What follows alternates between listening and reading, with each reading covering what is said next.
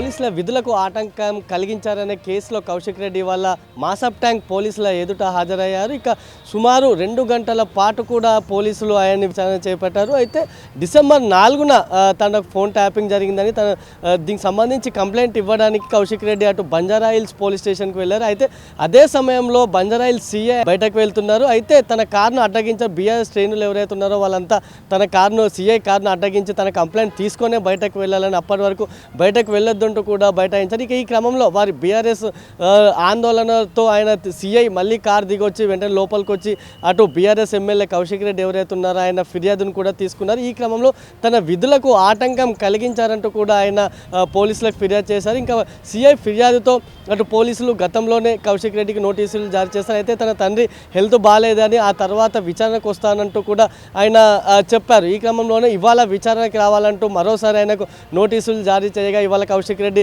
మాసప్ tank పోలీసుల ఎదుట విచారణకు హాజరయ్యారు. అయితే ఈ విచారణ ముగిసిన తర్వాత ఆయన కీలక వ్యాఖ్యలు అయితే చేశారు. తనపై ప్రభుత్వం అక్రమ కేసులు పెడుతుందని, ప్రశ్నిస్తుందని, ప్రభుత్వం ఇచ్చిన 6 గ్యారంటీలో విఫలమైందని, ఆ గ్యారంటీల విఫలాన్ని అటు ప్రశ్నిస్తున్నందువల్లే తనను ఇటు అక్రమ కేసులతో వేధింపులకు గురి చేస్తున్నట్టు కూడా కౌశిక్ రెడ్డి ఆరోపించారు. తనను సుమారు 32 ప్రశ్నలు పోలీసులు అడిగారని, అడిగిన క్వశ్చన్లే అడుగుతూ పోలీసులు రాజ్యాంగ వివరిస్తున్నారంటూ కూడా ఆయన చెప్పిన పరిస్థితి ఉంది. అదేవిధంగా ప్రభుత్వం కూడా తనను టార్గెట్ చేసిందని, తనను ప్రశ్నిస్తున్నందువల్లే, ప్రభుత్వ వైఫల్యాలు నిలదీస్తున్నందువల్లే తనను టార్గెట్ చేసిందని, ఆ టార్గెట్లో భాగమే ఇవాళ విచారణ అంటూ కూడా ఆయన మండిపడ్డారు. ఇక ఓవరాల్గా ఇదే కేసులో మనం గతంలో చూసుకుంటే ఎర్రోళ్ల శ్రీనివాస్, మాజీ ఎస్సీ ఎస్టీ కార్పొరేషన్ చైర్మన్ ఎవరైతే ఉన్నారో ఎర్రోళ్ల శ్రీనివాస్ను కూడా పోలీసులు గతంలో అరెస్ట్ చేశారు. ఆ తర్వాత ఆయన బెయిల్పై విడుదలైన పరిస్థితి ఉంది. ఈ క్రమంలోనే ఇవాళ కౌశిక్ రెడ్డి కూడా పోలీసుల విధులకు ఆటంకం కలిగించారనే కేసులో కౌశిక్ రెడ్డిని కూడా పోలీసులు ఇవాళ విచారణకు పిలిచారు. ఈ విచారణ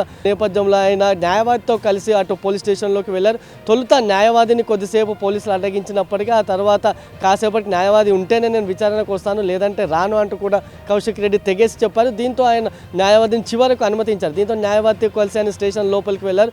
సుమారు 1 గంట నుంచి 2 గంటల పాటు కూడా పోలీసులు ఆయన్ని విచారణ చేపట్టారు. ఆ తర్వాత కౌశిక్ రెడ్డి ఇంటికి వెళ్ళిపోయారు. ఈ క్రమంలోనే సుమారు 32 ప్రశ్నలు అడిగారని, కావాలంటే అడిగిందే అడుగుతున్నారు తప్ప కొత్తగా పోలీసులు ప్రశ్నించింది ఏమీ లేదంటూ, అసలు ఈ కేసే అక్రమంగా పెట్టారంటూ కూడా కౌశిక్ రెడ్డి చెప్పుకొచ్చిన పరిస్థితి ఉంది.